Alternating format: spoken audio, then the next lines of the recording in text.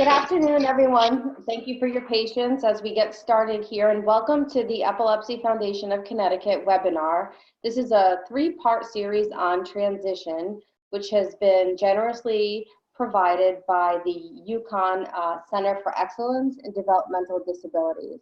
So we're really excited for this opportunity to present these great professionals in the field on this very important topic. My name is Monica Anzalone, and I will be moderating today's webinar. And for the purpose of sound quality, everyone will be put in listen-only mode. However, we do welcome you to use the chat icon on the bottom of your screen to type your questions. And the questions will be answered at the end of the webinar today. So our first webinar will be an overview of transition, and we'll discuss how families can make either their son or their daughter's transition from school to adult life seamless. I would now like to introduce our presenter, Dr. Linda Rammler. Dr. Rammler is the Community Education Director at the UConn Center for Excellence in Developmental Disabilities. She has over 40 years of experience in disabilities. Currently, she coordinates many projects for the UCED, including Healthy Communities in collaboration with Special Olympics Connecticut, the Think College Strategic Planning Initiative, and a customized employment project in collaboration with the Connecticut Council on Developmental Disabilities and Disability Rights Connecticut, and more. She has been involved with inclusive education, transitioning from school to adulthood, and competitive integrated employment of individuals previously thought incapable of working. Clearly, we have a very experienced speaker today, and I will send this on over to Dr. Rammler for us to get started. Thank you.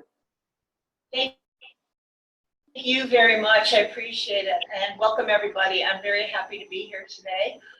The official title of this webinar is Seamless Transitioning for Students with Epilepsy who have 504 plans or IEPs. What do families need to know?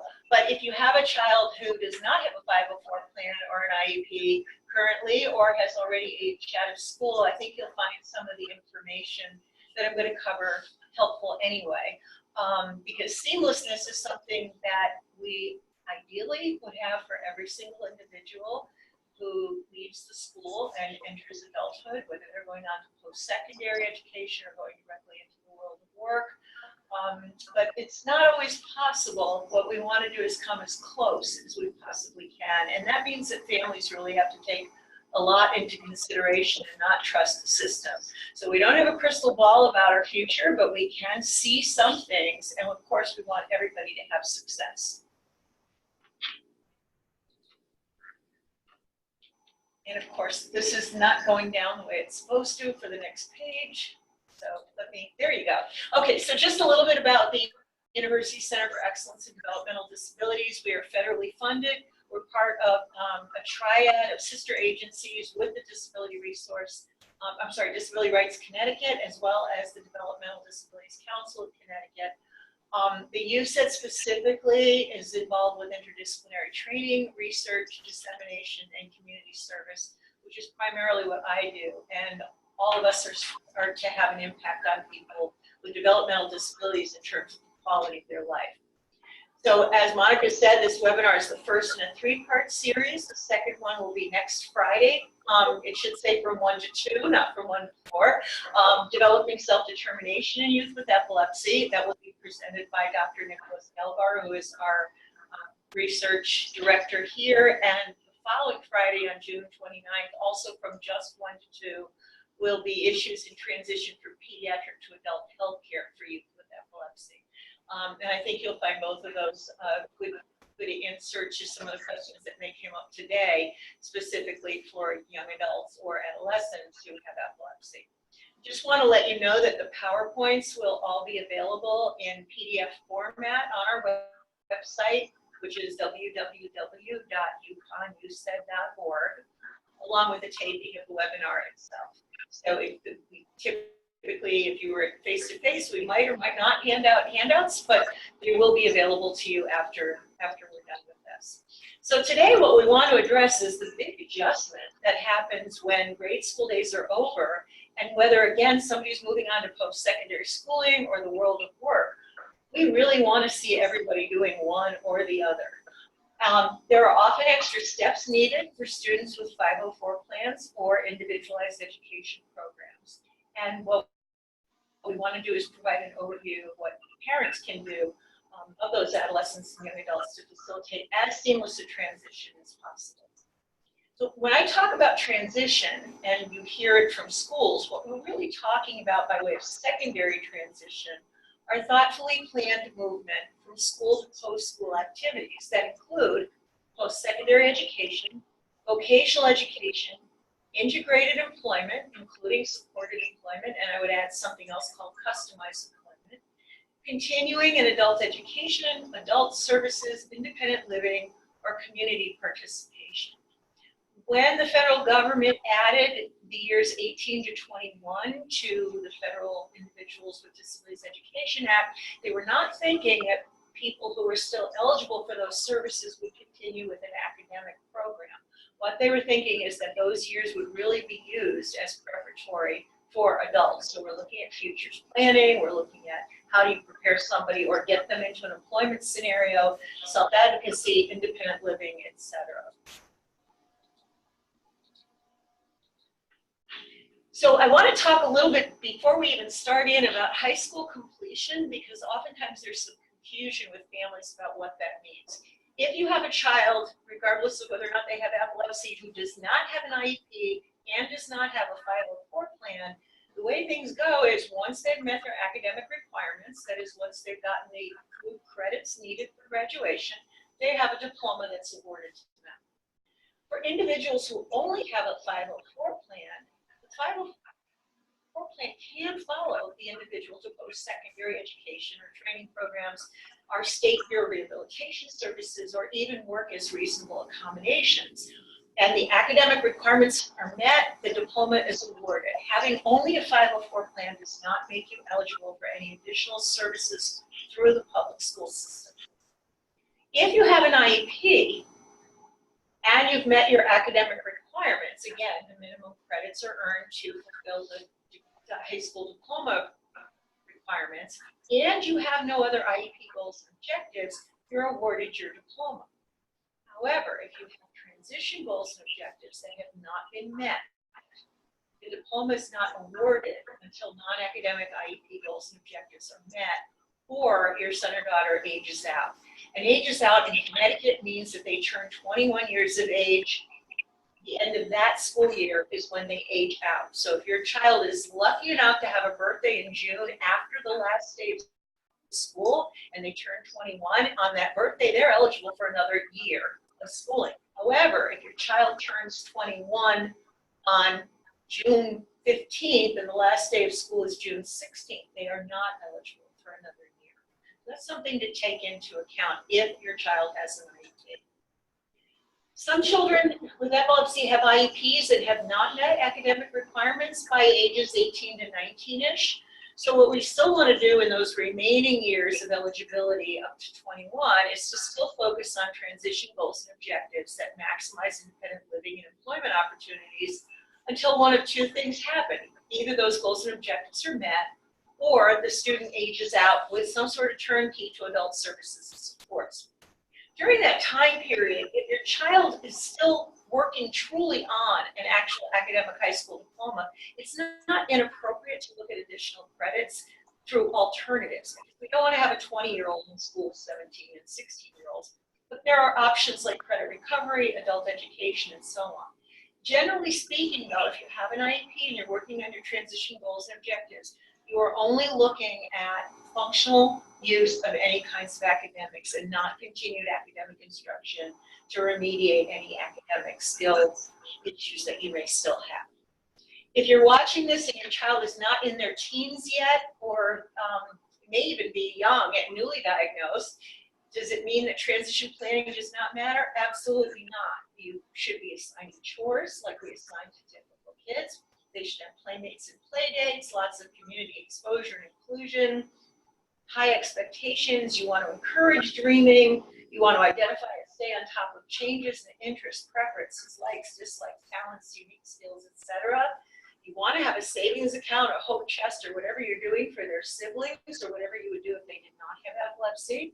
You want to be connected to your community, and if you're in doubt about what's age appropriate, ask other kids your child's chronological age. So transition thinking has to start, just like most of us, when we start realizing that we're going to be parents. What are we going to do? What's going to happen when our child grows up? Most of us have dreams and thoughts about what's possible, and we don't want to give that stuff up just because our child gets a diagnosis of whatever.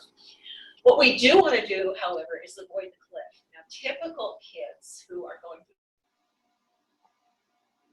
the school system have a way of avoiding the cliff naturally, and if they fall off the cliff because they've graduated from high school and didn't have any clear plans in place, they're usually able to pick themselves up eventually by their bootstraps and carry on and get back on a target for a decent life. Sometimes with kids who have epilepsy or any kind of co-occurring disabilities, they're going to need additional support for that to happen. And that's where we want to make sure that families understand that the cliff is IDEA services will occur until your child either meets their IEP goals and objectives and or their academic requirements, as I said before, but there's no mandate for adult services. So your child literally can fall off a cliff and end up being, not professional terms, but sitting on a couch, being a couch potato, unemployed, all sorts of other negative things if we don't do appropriate planning. So again, we want to avoid that cliff, and I think particularly vulnerable is anybody who may have had a 504 plan or an IEP. And because if we don't do the good planning, those services are not necessarily guaranteed for adults. So at the end of today's webinar, what we'd like you to do is be able to state unique needs that students with epilepsy, with or without any co-occurring diagnoses, have that would need to be taken into account before school years end. And as I said, even if school years have ended for you, I want this to be something that you can still use because it's never too late. I want you to be able to identify personal strengths that your young adult or adolescent has to develop and facilitate a quality adult life. I want you to develop personal and community connections for support and have some strategies to do that. To be able to access assistive technologies to facilitate independence. To be able to state the legal opportunities that your son or daughter may be eligible for as a person with epilepsy. Under Section 504 of the Rehab Act of 1973, it should say the Individuals with Disabilities Education Act of 2004 and the Workforce Incentives and Opportunities Act of 2014, which is brand new. We also have the Americans with Disabilities Act and the new ABLE account law, some other things that I'll get into a little bit later. And we want you to be able to identify additional resources to assist you as a family member in the transition journey. So objective one about unique needs. We know that students with epilepsy sometimes develop in typical fashion, but sometimes they may need to learn skills that are either differently acquired or unique to them. So some of the things that are documented in the literature is that not all students with epilepsy have age-appropriate social emotional skills. It may be because of periods of intense seizures because before they became under control, that they didn't have typical opportunities to interact with friends. They may have anger management issues post-ictally. So those kinds of age-appropriate social emotional skills may be not at age-appropriate level for somebody who's graduating from high school. They may have self-management issues, and that may involve avoiding triggers. For example, going to places where there's flashing lights, loud music, like high school dances or concerts, and having the self-management and the kind of the wherewithal to avoid using substances like drugs or alcohol that could have really dangerous medication interactions. Some people with epilepsy need additional time management skills that are necessary to accommodate sleepiness, to avoid additional stress that could be contributing to seizures. Some people have self-esteem or self-confidence issues. For example, sometimes the medication that people are on may cause them to gain weight. Weight is unfortunately not something that's valued in our culture. We emphasize slimness and so on. That could affect some people's self-esteem. They may not have self-confidence because every time they try to do something, they may have been set back because of some seizure episodes and so on. And they also may not have age-appropriate independence, either because they haven't been given those chores, those opportunities to explore their community disabilities, et cetera, in the past, or because they've been very dependent on their family members for reasons related to their epilepsy. Either way, we want to make sure that those unique needs are taken into account. Dr. Schramm will be talking again on June 29th about medical and medication management issues. We know that some people experience possible cognitive impact in terms of overall learning and memory, short or long-term issues that can affect all the things I just mentioned. And some people with epilepsy have possible co-occurring conditions, for example, an intellectual disorder, an autism spectrum disorder, physical challenges, and so on. As a result of those, many people with epilepsy do have 504 plans or IEPs, individualized education programs in schools. They may also have a health plan. That does not necessarily entitle you to anything as an adult, but it will be important for transitioning to adult health care. So when you have unique needs, there are things that are more of a challenge to you. You need to know your rights as somebody with a disability that is related to your epilepsy. You need to learn to speak up for yourself and ask questions. As a parent, you need to be sure that you know your child better than anyone else, because you're equally important, if not more important, to your child's future than any professional, because you're going to be there as long as you can. And we want to make sure that your young adult has an option of really self-determining their life and not having their life decided by other people. Really quickly, I do want to go over the difference between self-advocacy and self-determination, although again, Nick Elbar will go over that more next week. That self-advocacy is a skill of speaking up for yourself or acting for yourself, deciding what's best for you and taking charge of what you want. It means standing up for your rights as a person. Whereas self-determination is a characteristic of the person that leads them to make choices and decisions based on their own preferences and interests, to monitor and regulate their own actions, and to be goal-oriented and self-directing. So when we talk about anybody who is growing up, we want them to have some advocacy skills. We want them to self-determine their life as much as they can, even though life sometimes gets in the way. For kids who may have conditions that are secondary to their epilepsy that prevent them from developing these vicariously, they may need to have specific lessons in how to self-advocate and what it means to self-determine. And it may mean as a parent that you need to pay particular attention to ensure that those things happen. But having unique needs should not affect quality of life. An important part of today's presentation is with good planning and needed supports in place, people with any kind of disability or disabling condition can still lead an enviable life, as Rod and Ann Turnbull have said about their son. So the second objective of today is to focus on personal strengths. And in this, having a seamless transition means that you and your son or daughter need to start with the end in mind. What vision of a positive future do you have for your son or daughter? And positive future should not be, oh, I would like them to go to college, but because they did die, we don't want to hear the buts. We want to know what your vision is of a positive future. We also know what you want to avoid in the future. You want to avoid chronic hospitalization. You want to avoid loneliness. These are things that all of us as parents want to avoid in the future. So starting with the end in mind is a very important place to start when you're thinking about transition and then looking at personal strengths.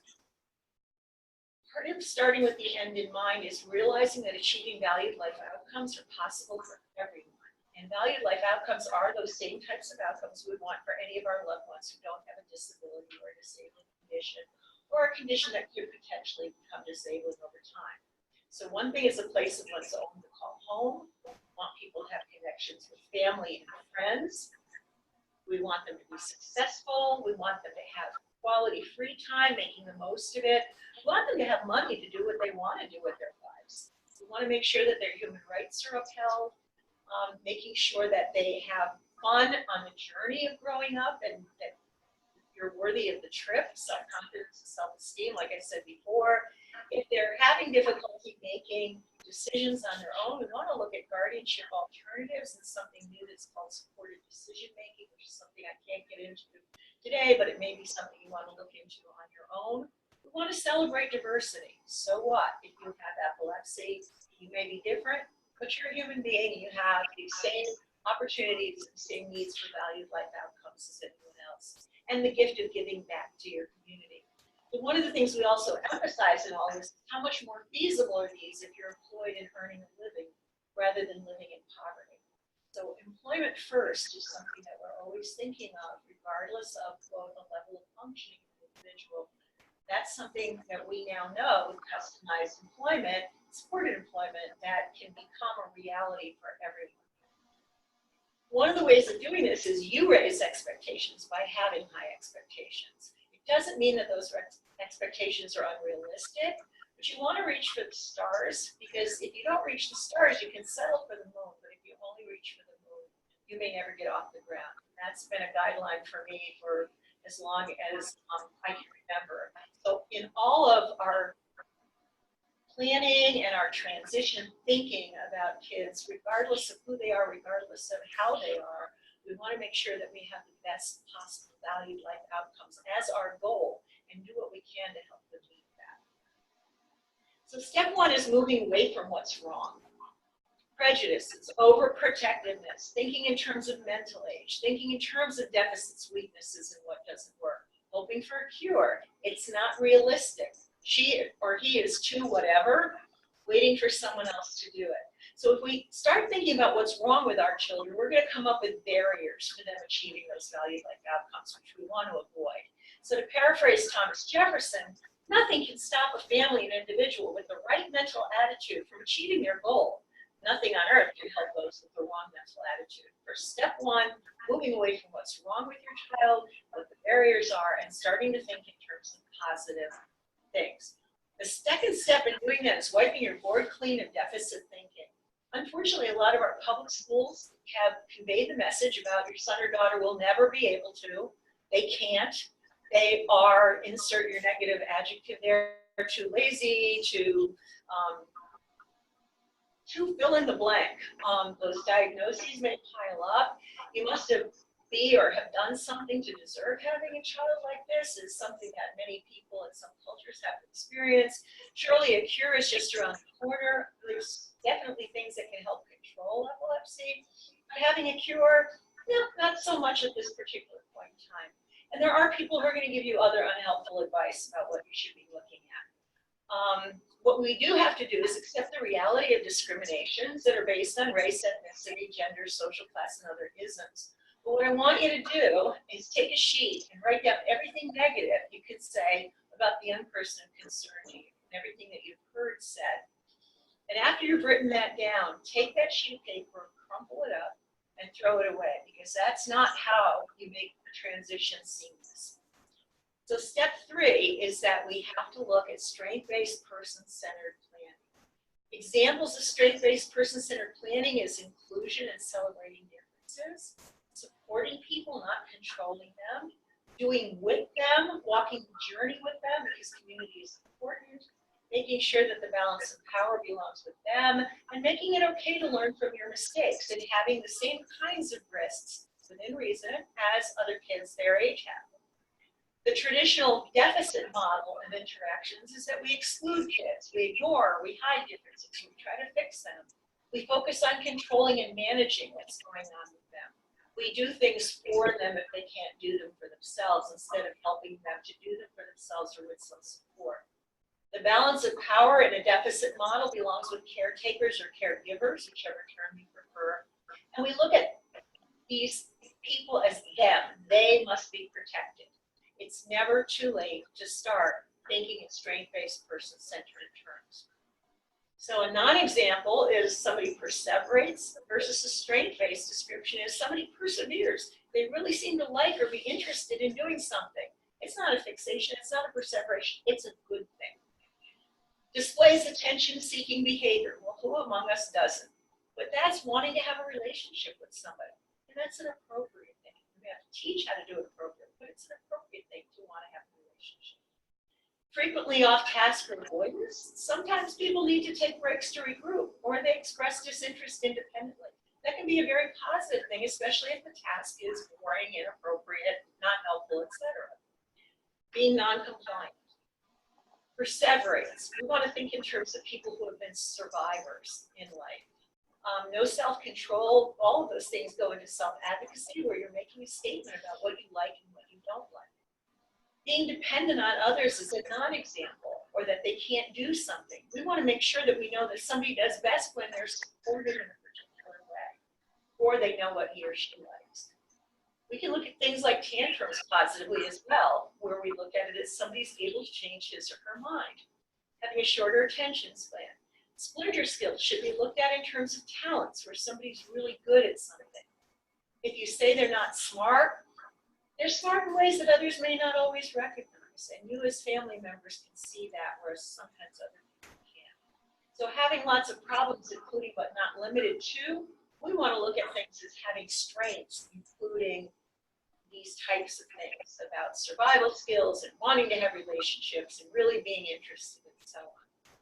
So after this webinar, I really also want you to work with your son or daughter to write down what those strengths are that they have, what people admire in them, and what's important to them, what preferences do they have, what interests they have, what passions they have. Those are the things that we need to build on if we're going to make transition seamless. The third objective is personal and community connections. Remember that I said adult services are not mandated. There is a cliff there. One of the best ways of avoiding that cliff is to develop good, strong personal and community connections that do not rely on a service system. One of the first things you want to consider is who is in your child's, in your circles of support. So in this diagram, you see 3 concentric circles, with blue being those people who are really, really close to you. The next concentric circle that's green is people who are known to you, acquaintances, people that you might ask for a favor now and then, but you don't really consider them close to you. And in that last circle, the pinkish one, are people that you may run into. You might not even know their name. They may be there because they have to be, and so on. And we divide those circle members into people who are in your family, people who are socially connected to you, and people who are paid staff. Knowing who is in your circle of support is the first step toward developing a circle of support, because what we often find for people with disabilities or disabling conditions like epilepsy is that that social circle, particularly at the inner level, the intimacy level, the close friendship, the BFF level, as it were, is empty. And the next level out of acquaintances and so on, they may have people in the hallway saying hi to them at school and so on, but they don't really have a strong network of support. And there may be people who know them socially, who are in the same group activities as them, but have not really gotten to know them as human beings and may not see them in some respects as worthy of including in their activities. We want to change all of that. Oftentimes with family members, there's a drifting away from family gatherings if you have a child with a disability, but we often see that the paid staff are very, very numerous, particularly in that inner circle. There's a lot of people who are involved, neurologists, people who orthopedic, if you have co-occurring conditions, so on and so forth, psychologists, occupational therapists, etc. What we want to do is change the balance of that in our circles. And some of the ways to do that are learning how to build personal and community connections. I find this checklist that was developed by John O'Brien, who's been doing things like person-centered strengths-based planning for a very long time, has 75 actions that you can do with your son or daughter can do by him or herself. Rather than going through all of them because of the time limits that we have for this webinar, this is the website, and again, it will be on our website as part of the PowerPoint presentation and as well as the recording of this webinar. That's www.inclusion.com/downloads/actions-that-build-community.pdf. And those are things that range from going next door to your neighbor and saying hi, to bringing a flower to somebody that you picked on the way to go see them, and you're again making yourself known in a positive way to people around you. That's very important. I cannot emphasize that enough in the absence of public funding for paid staffing. And public funding for paid staffing is going downhill rapidly. And if your child has a more mild form of disability, there may be some exclusions in terms of what's called now an order of selection, because WIOA, Workforce Incentives and Opportunities Act, and some other changes in the adult service delivery system are requiring that those who have funding focus on people with the most significant disabilities. Building up your personal and community connections is very, very important for you as a family to do. Another way of doing that is from somebody named John McKnight, who has a way of looking at associations that are in your community that may be things that you want to join or volunteer at or connect with in some way, shape, or form that can help lead to a more enviable life for your son or daughter.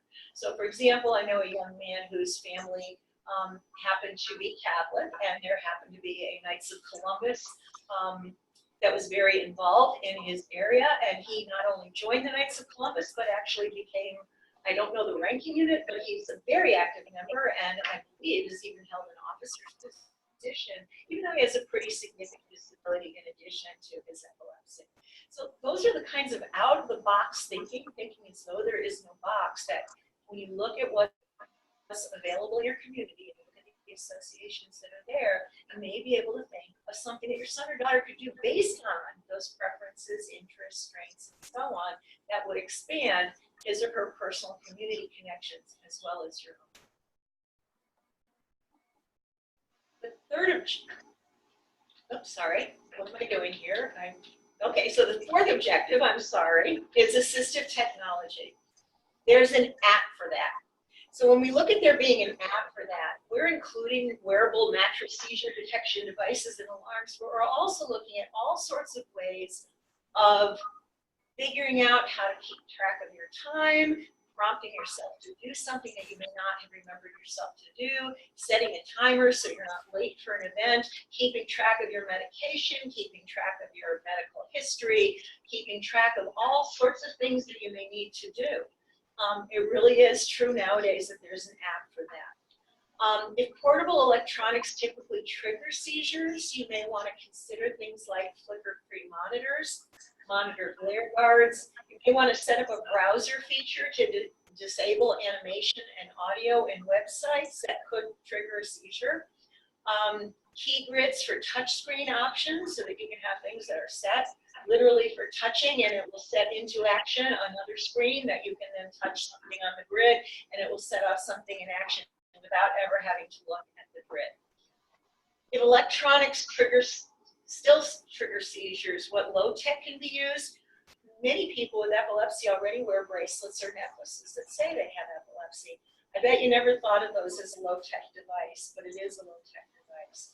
You can have to-do lists that are regular check-off to-do lists that are handwritten or that are typed out. Have pocket calendars. There can be emergency communication contact information that's carried in a wallet. Wristwatch alarms that don't have the visual accompanying them. For somebody who is communicating, may not be able to use something like Prolo Photo because of the visual impact from the screen. There's picture exchange communication systems. There's ways to do automatic dialing and so on and so forth. Again, in the interest of time, I cannot give you a full workshop on assistive technology that's available, both high and low technology, but there are tons of resources. And as a role in transition, what families need to consider is, has the individual been assessed for appropriate independence facilitating low and high-tech assistive technology when they're in school? That assessment does not require an assistive technology expert, so to speak, to come in, but we ought to know what works for your son or daughter and what doesn't work for your son or daughter. Also, while they're still in school, they should learn how to use appropriate assistive technology and have access to it outside of the school setting so we know what they will need as an adult. And I, again, cannot emphasize how important it is, again, if your child is learning to use any kind of technology in school, that be available across settings to them as well. So for more information, one of the resources that is available to families and individuals and to school systems as well is located at Oak Hill. And the website for that is oakhillct.org/NEAT-Center. And that stands for the New England Assistive Technology Center. And it's one of the Oak Hill centers. You can actually go there and try out various devices. You can see a smart home in action and so on. And I strongly recommend that families do that because, again, assistive technology can facilitate independence in ways we never thought were possible before. So Objective 5 is looking at some of the legal opportunities. One of our sister agencies, as a USAID, is Disability Rights Connecticut. It is our protection and advocacy agency in Connecticut. It is privatized now, and they stand for justice, community, and inclusion. And they have their own website, which is www.disrightsct.org. And this is a place to go if you need to learn more about your legal opportunities and your rights, and also if you feel in any way, shape, or form that your legal rights or your child's legal rights are being abridged in any way. The third, by the way, agency that's connected with the USAID, which is the University Center for Excellence in Developmental Disabilities, is the Connecticut Council on Developmental Disabilities. So how do the Federal Americans with Disabilities Act, Section 504 of the Rehabilitation Act, and the Individual with Disabilities Education Act differ? Essentially, 504 has been around since 1973. The IDEA has been around since 1975 and was last amended in 2004. The ADA came into play in 1990, and its 25th anniversary was 3 years ago. So the purposes of all of these are to basically prevent discrimination, but there are many more things in the IDEA where there's funding available, birth to acceptance of high school diploma or age 21, as I talked about before. IDEA only is available through the school, and there's special due process requirements. For 504 and the ADA, there's not strict regulations for those. There's procedural regulations, but you would have to go through Disability Rights Connecticut, and there's a whole bunch of steps that you might have to take. There's not a specific due process handbook as there is for public school programs. The population, though, is it applies to all federally funded programs and private programs with the ADA as well. Both ADA and 504 are lifetime. They apply from the moment of diagnosis or birth all the way through the end of life. There is no funding again, and the purpose is to prevent discrimination, but not to do some of the things that schools do, which is direct assessment, planning, educational provision, services. So again, once you're no longer eligible for the IDA, you can't fall off the cliff, although you can bring that 504 plan with you, as long as you know how to advocate for the provisions in it. So the ADA guarantees equal opportunity for individuals with disabilities in things like public accommodations, employment, transportation, state and local government services, and telecommunications. And 504 is no otherwise qualified individual with a disability shall solely by reason of his or her disability be excluded from participation in, be denied the benefits of, or be subjected to discrimination under any program or activity receiving federal finance assistance. Again, though, there is no specific way that families can say this is being violated without getting a lawyer and without going through a very cumbersome process of writing letters and so on and so forth.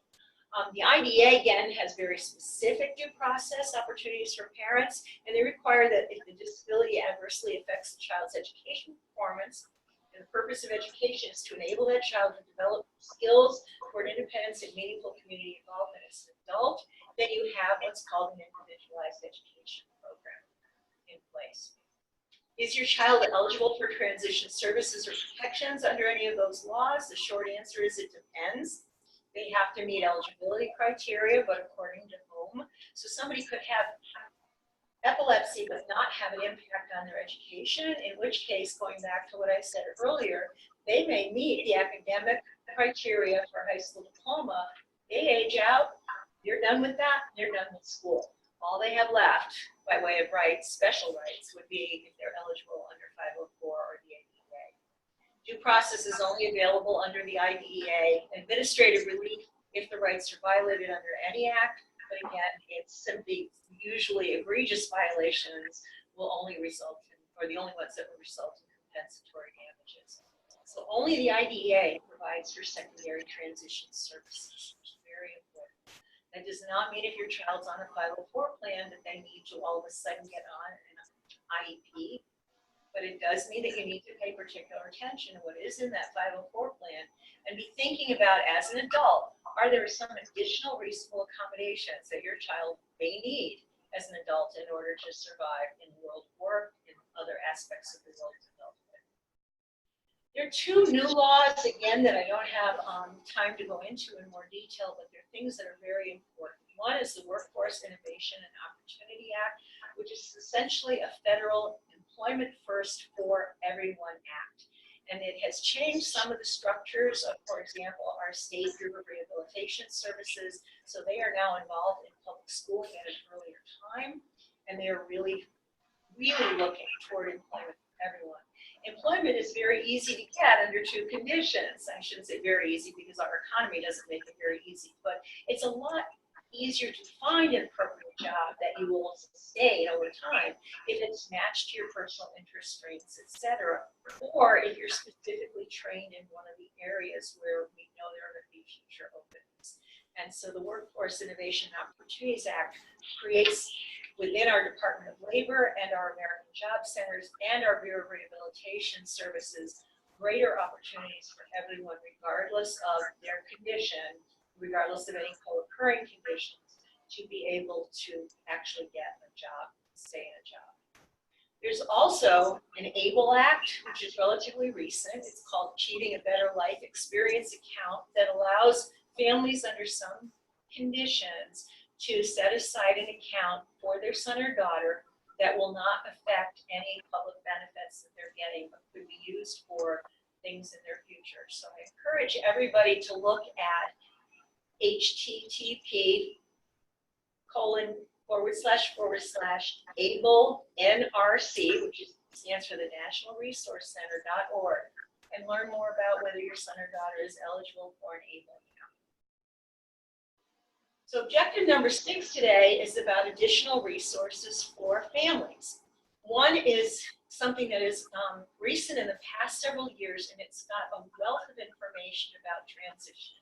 It's sponsored by the State Department of Education and the Community of Practice, which is a community of many, many organizations and agencies involved in transition.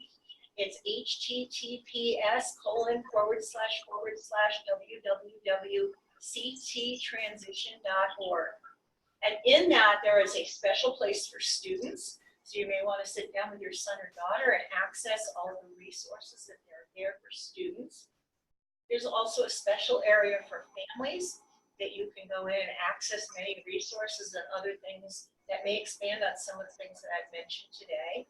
And there's also an area for professionals. And sometimes it's helpful to have some of the professionals who may be working with your son or daughter to access this website so they understand the importance of transitioning because of the unique needs that your son or daughter will have as a person who has epilepsy. There are some practice groups that people can join. Your Transition Bill of Rights is in there, as well as guideposts for success.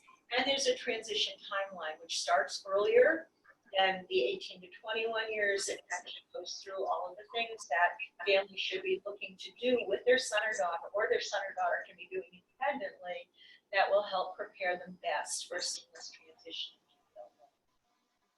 Another resource that's available is through Ability Beyond, which is a private nonprofit provider agency in Connecticut that is licensed by our Connecticut Department of Developmental Services, but that also provides services to people with a host of other disabilities. And on their website, they have a resource center specific for transition resources, which has 8 mini courses for anyone to sign up. It's free to the public.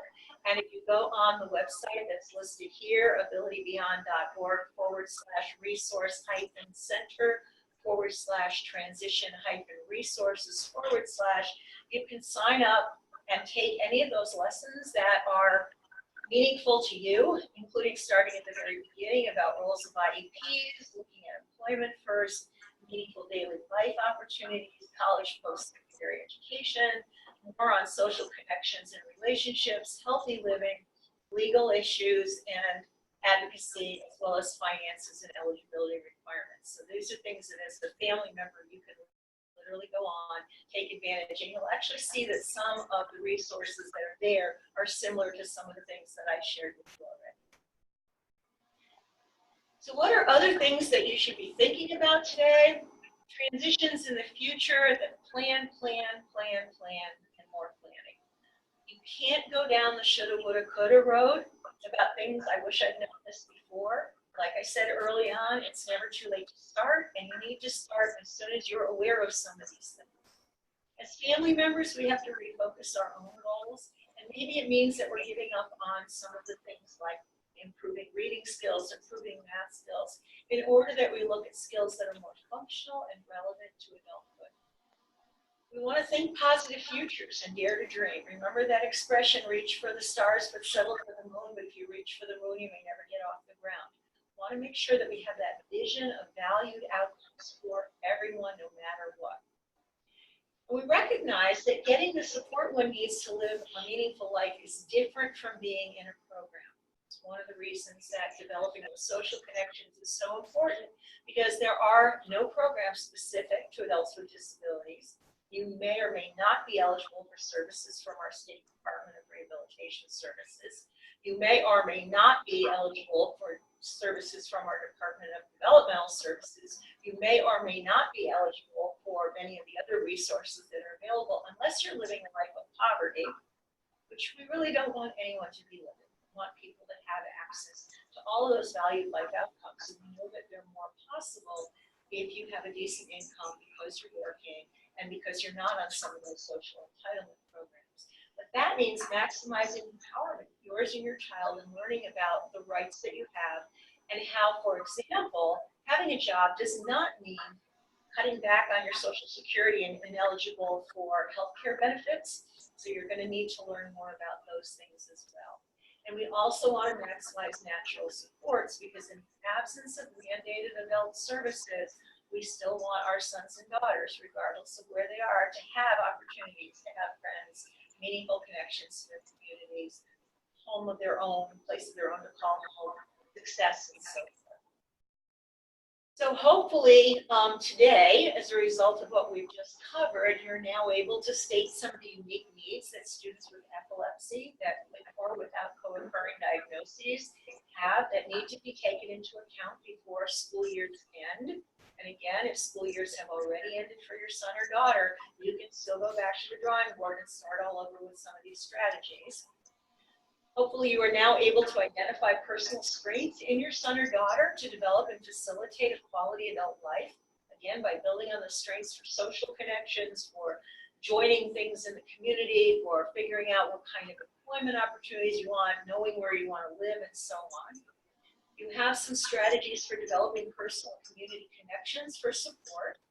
You have access to assistive technology to facilitate independence, or at least know where to go to find out more information about that. You have some information about some of the legal opportunities that are available. You do have special rights. Enforcing them, it may be challenging once you're out of the school system, but it's still possible. And as family members, you have some additional resources to assist you in this transition journey.